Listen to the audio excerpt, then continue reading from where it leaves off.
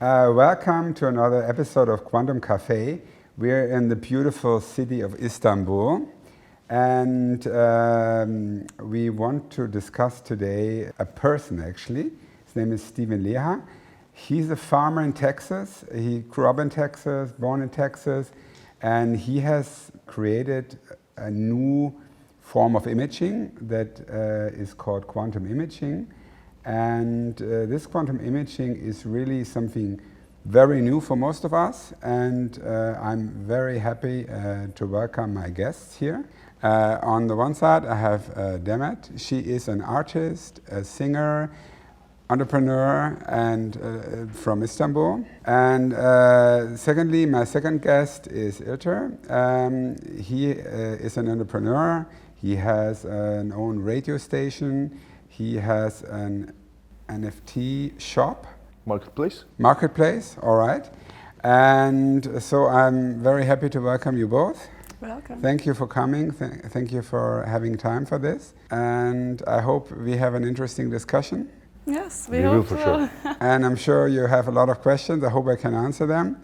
And I'm very happy to hear your opinion and the different angles, and maybe we can share with our viewers what that can mean for the future. Maybe also we can discuss a little bit where there are some limitations. And that brings me maybe to an old saying, which fits to the quantum imaging. It's actually a Buddhist saying, 3 things will not be hidden for long: the sun, the moon, and the truth. So Chris, could you please explain us how does quantum imaging work?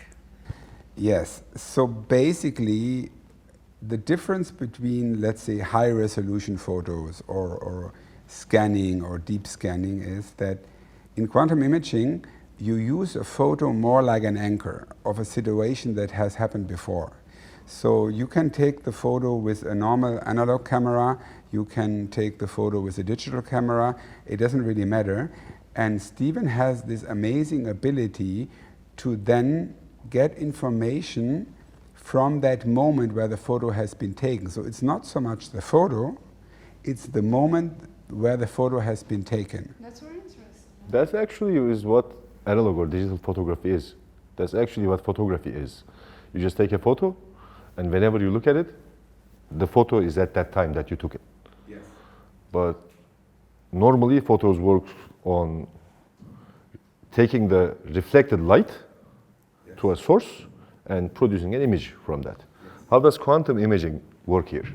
Yes, the difference is that you don't only see what's in the photo, like which could have different levels depending on the quality of the camera or maybe the quality of a scanner, that you're also getting information that is basically locked in space and time at the moment where the photo is taken. So basically it's a little bit like you're having a stone you throw into a lake, and it has all these ripple effects. And his ability is to measure these ripple effects and calculate backwards to the moment where the photo was taken. So there's a lot more information in these effects than in the photo itself. Basically, the basic idea comes from quantum entanglement. Let me quickly go into that topic. So basically, quantum entanglement is, we all been in school and we heard, when there is a tuning fork with, let's say, a G, and there's another tuning fork also with a G, and without touching, the vibration makes this tuning fork go in the same vibration than that tuning fork. That's the basic idea of quantum entanglement. But now the difference is, in quantum mechanics, time plays a very small role, almost it doesn't exist. So if we take time out of equation, that vibration of, for example, me being here, never stops. It always happened. Yes. Right? Because it's real. It's not an opinion that I'm here right now. I am really here right now. As much as you are really here right now, you are really here right now. So, this cannot be undone. Yes, nothing is disappearing. Exactly. And that's the beauty of his technology, that it does never ever disappear, and he has the ability to rediscover what has happened. And let me give you my first experience with him. First time I heard of him, I was skeptical, of course. You have to be. And I think this is right. And I think it's also a sign of intelligence to be skeptical, because we cannot just believe anything we see and hear, right? Because, yes, I mean, not everything is true. But I tell you what convinced me. And I sent him a very, like, you know how you make a selfie, sometimes click-clack, and you send it, and you're like, okay, fine, let's see what comes back. And You tried this. yes. And what came back is that the image that after he went deeper into basically the energy of the image, I could see that my thyroid was completely red, opposite to other parts of my body. And at that moment, he didn't know that I had a thyroid infection. He's more or less doing that by hand, so it's quite a lot of work to even do a single picture. And as you can see, there's different colors now, and one is that my thyroid is red. And this you can't make up, because he did not have that information. It's very interesting. So one part of developing the technology is also that you need very fast computers. And so we all probably heard of quantum computing, where one computer can do so many calculations per microsecond. And that, of course, also helps, especially with images, because it's a lot of data also. The problem there is the quantum computers, as far as I know, the highest level of calculation has been done with a quantum computer is 3 + 2 = 5. So there's a stability problem, and quantum computers are still in a theoretical space. Yes. So that is not a concern for now, because that thing, we don't know where it will be used, when it will be used. But with the computing that we have, if he can get standard images and get quantum data from it, which I don't know what that means. New science is always like magic for an untrained person or a person that's not in the space. So the things that you are telling me sounds like magic to me. It does. And also it's a little bit scary for some people, because let's be also honest, we're all private, right? And we all don't want the world to know everything that is us, because we project a certain image and we are quite happy normally with that image. Technically, if that technology would be developed, there's very little one can hide. So I think this is also definitely something that has to be spoken in the future, how much you want to actually share with the world, right? Yes, of course. For example, if I'm sick, I don't necessarily want everybody to know. Yeah, well, I'm scared when I saw those videos, photos and videos actually, because we can use this technology in many areas. It depends on our imagination, actually. You have the illusion of privacy, but you don't have it. So I love the topic. So what's your take on privacy? I don't think it exists. We have an illusion of privacy, but when you start using social media and when you go to internet, because of the cookies and the algorithms, it knows you much better than your significant others or even your mother after 7 likes or clicks. So we think that we have privacy, but on the algorithm side, we don't. But for the other people that's using the same social media, we think that we do. But in time, I think we'll lose it. And hopefully we'll lose it, because we are living in an age of as if. We move as if we are something. Because this idea of fake it till you make it is very prominent, which hurts the society actually, because many people are acting as if they are something else, which causes a lot of psychological and physical problems in the end. When we lose the whole privacy, I think we will have a much better and stable human society. That's what I think, at least. It's an interesting take. I really believe that when we remove all self-images from each other, which we are automatically building, because it's part of our ego to project something that we believe is mostly socially acceptable. So it's not even about lying, but you want to behave and move in a certain way that you're accepted within a group, within a family, within a relationship, within a society, right? And often, of course, we learn that if we don't move in these frames, we have disadvantages. Yeah.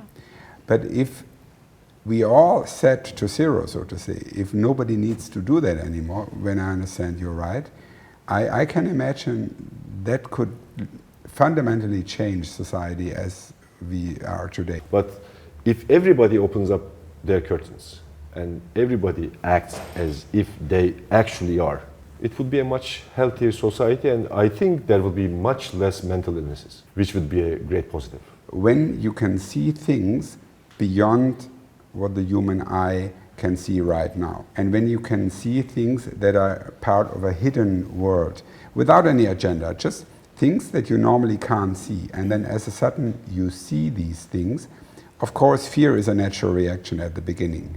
It's almost like you're seeing a ghost, right?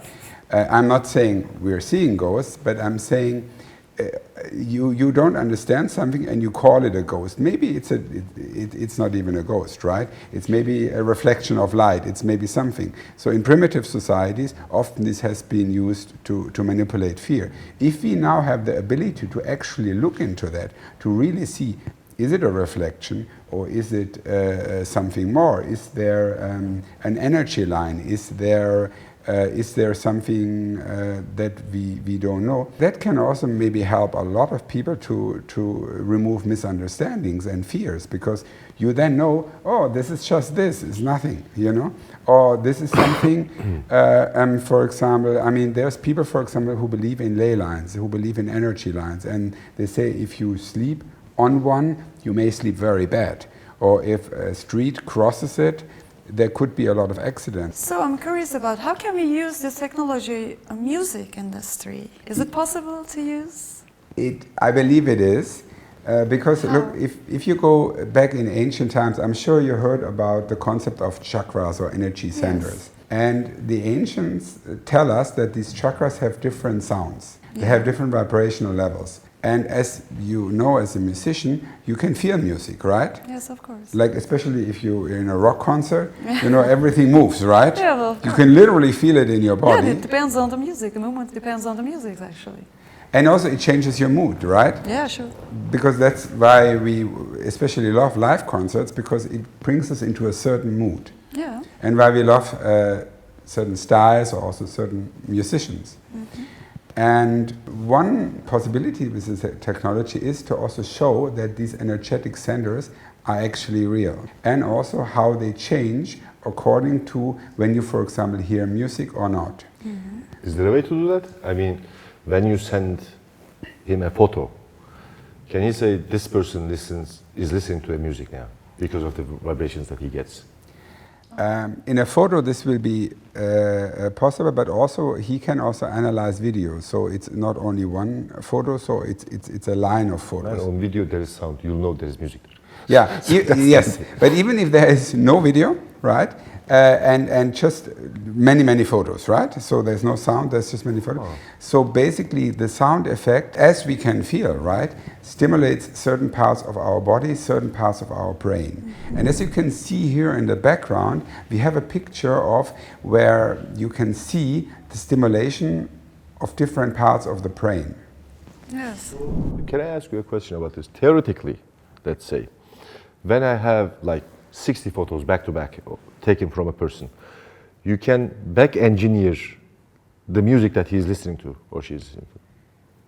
I don't know how far that technology will go one day, but theoretically yes. But what you can definitely do right now, you can understand there is music as part of that picture, even though you don't hear it. I kind of know that certain type of music fires different parts of your brain, because if it's a music you like, your endorphin levels go up. For that, your part of your brain's that part fires. Yes. So with that, you can understand if that person likes the music that he or she is listening to or not, right? I am absolutely certain that that can be developed. And I mean, that would be amazing for a musician, right? It might not be, because the producers lie. Okay. Yes, okay. So, yeah, I'm thinking about actually. But you know, imagine you would really know what your fans really love. Yes. Kind of everybody knows that. I really think about that. Yeah. Well, I think we believe, we know, but in that case we could actually really understand it's true. So we have like almost like a beta test. So you could maybe produce two songs, and you see one song, okay, people like it, and this song, It spikes. Yes, you can do that kind of tests. Yes. Yes, it's very good. Actually. which would Yeah, minimize I'm very the production impressed right now. The craziest thing is, this is just a concept I was listening to you.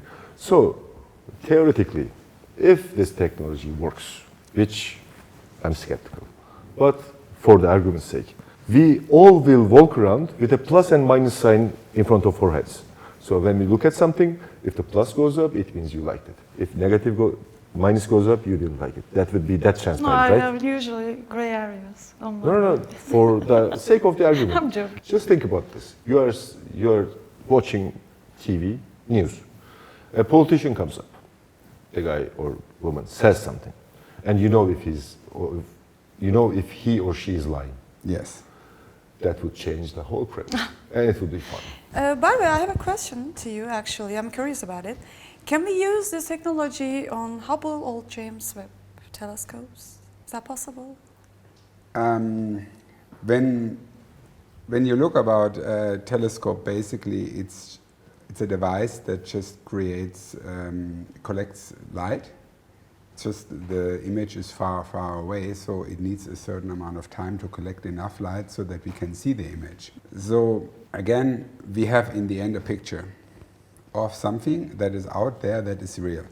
So STEAM technology again can connect to this object or movement of an object or whatever we see. I mean, it could be a star, it could be a moon, it could be something at the firmament, you know. And the moment we let it run through the same technology, we can definitely see a lot more than what we can see only from the amount of light that we collected. The picture in the background, you can see a tornado, right? And the first picture you see right now, it's just as we know it. It's like a little wind which has slight different colors because there is particle and then the rest of the sky. If you see now at the following pictures, you can see different energy lines and it has of different coloring also, that you can, for example, see the tunnel within the tornado where we actually know things are flying actually up. And you can also see in the next picture different also side energy tunnels that exist within a tornado. So that is, for example, where his technology already is working right now, where you could, for example, say, okay, this tornado has this and this strength, it has this and this energy, and it maybe moves into this and that direction. So already in the moment, that's possible right now. So I would say there is, especially if it can, you know, be in a live feed. For example, there is really a satellite uplink, and then there is constantly the information is updated to not only what we see, but also what's behind. Maybe what will be because of the direction of the energy. Exactly. So we could probably predict how this hurricane will develop in strength. We can probably predict where it will go. Where in one take, electrons behave like particles, and when you observe, they behave like waves. So alone, the observer changes the particles to behave like waves. The question is now, were there waves and just because they're unobserved, they behave like particles? Or are there particles and they change into waves? So the observation in quantum mechanics changes always the experiment. So this is of course also something where one has to really see how the technology develops. Is there a difference if there's an observer, or maybe there's many observers?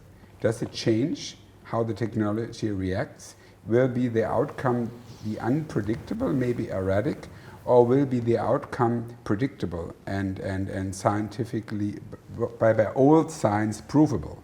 But I have another question there.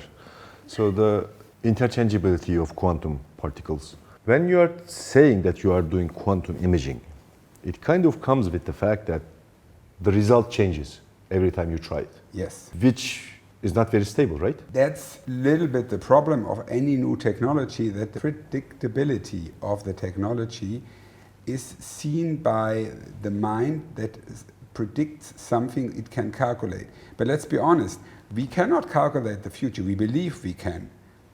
Look, if you look at a thought, let's just look at a thought. When we are talking about what we are talking right now, you're sitting here, I'm sitting here. It's a fact right now.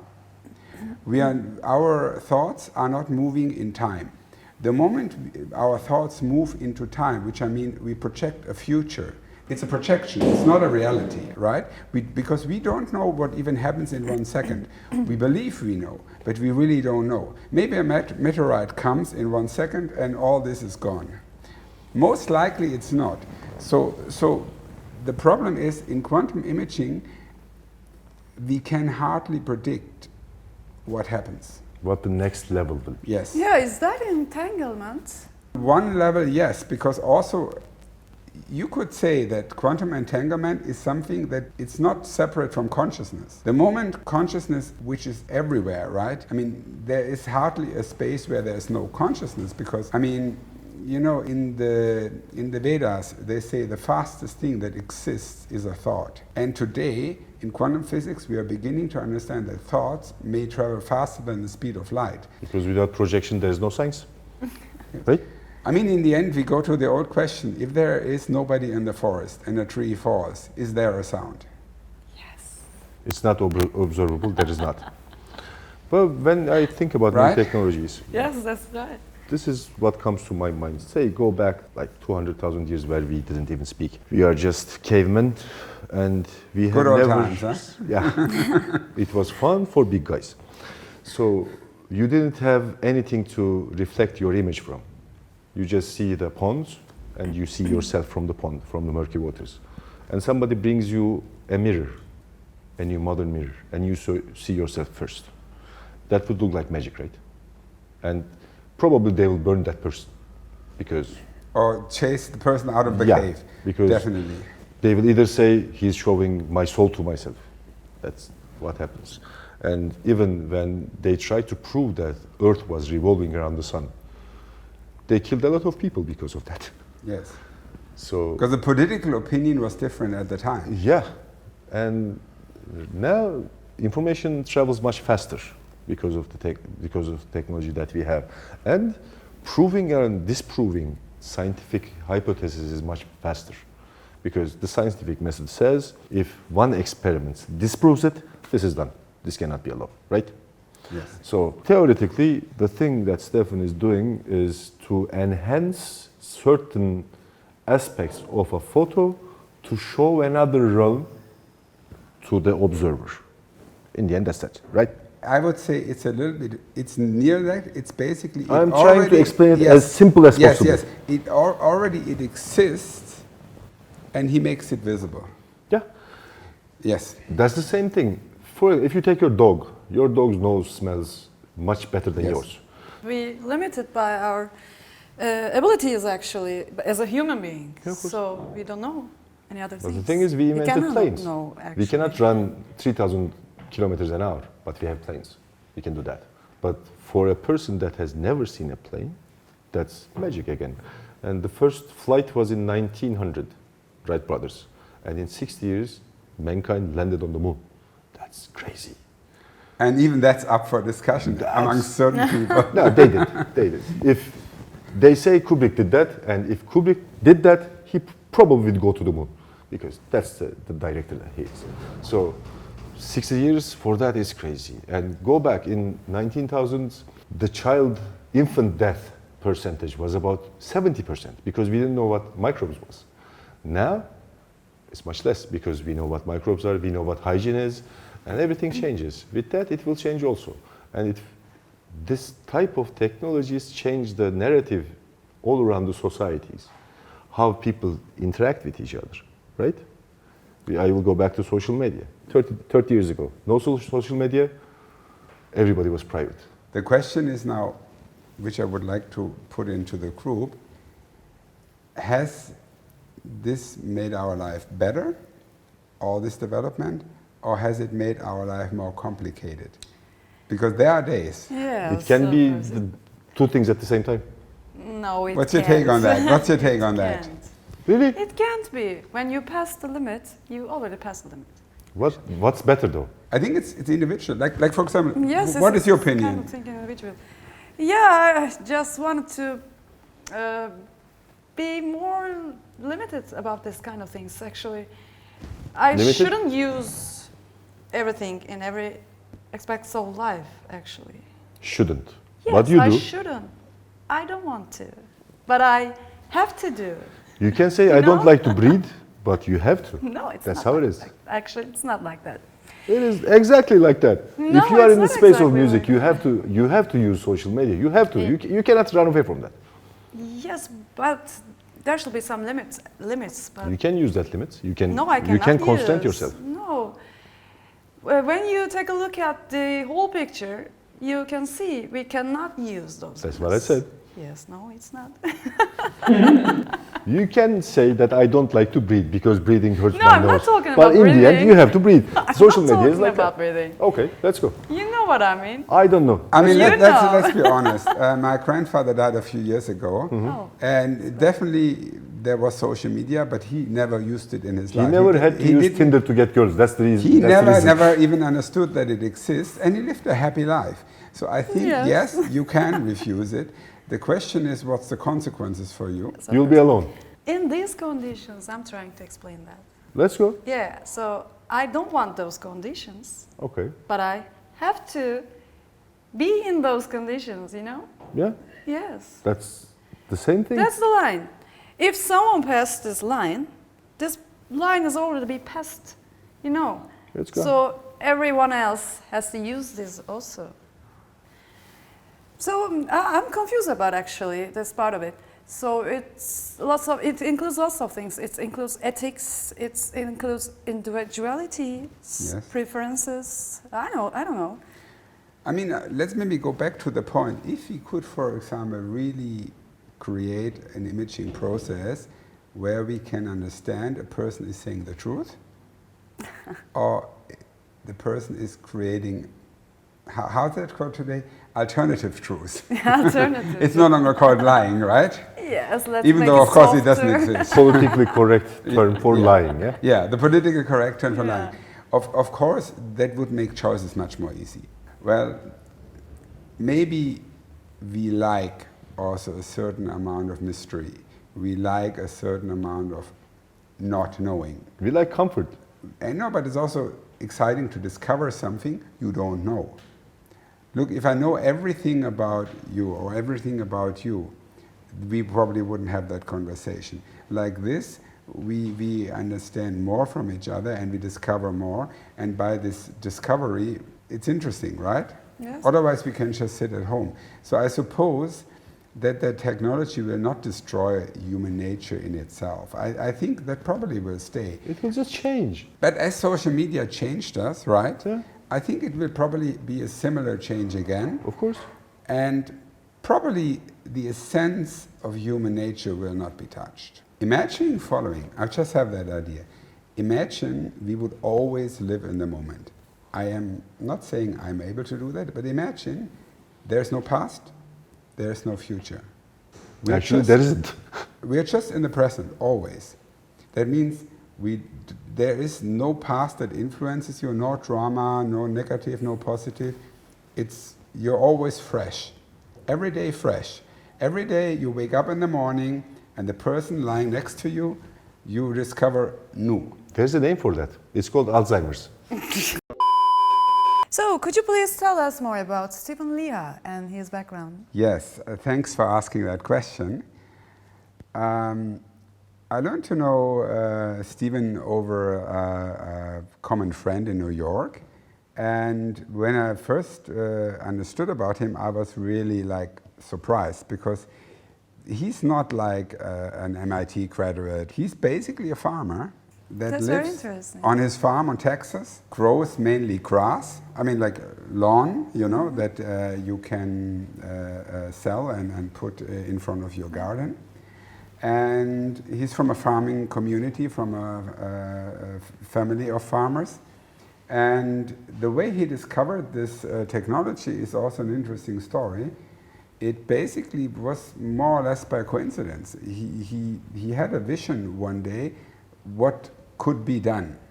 And then he was himself absolutely amazed what he could all do with that technology and see with technology. Yes, they're really fantastic. It So doesn't make any sense to me. it Okay. doesn't have any scientific background, right? He has been reading and self-discovering about quantum mechanics all his really? life. So it was not like a completely unrelated topic to him. Actually, it's really hard to do, by the way. But you know, I think also when the time is right, certain technologies are discovered. Look, I come from a town in South Germany, very near Stuttgart. And in Stuttgart, two people invented the petrol car as we know it today at the same time in the same town, and they didn't know from each other. And one day they met, oh, I have a car. Wow, you have a car, my God. How you got that car? I made it. And you know, one was Gottlieb Daimler and the other one Carl Benz.